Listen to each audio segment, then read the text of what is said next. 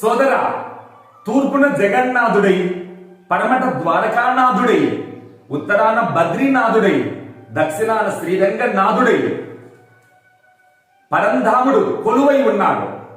మనం 4 దివ్య ధామాల మధ్యలో జీవన యాత్ర కొనసాగిస్తున్నాం. అహో మన భాగ్యం ఎంత గొప్పది, అహో నేడెంత సుదినం. కారణం, మనం పరమాత్ముని యొక్క 12 జ్యోతిర్లింగాల మధ్యలో, అష్టాదశ శక్తి పీఠాల మధ్యలో ఆనందంగా అమృతానందాన్ని ఆస్వాదిస్తున్నాం.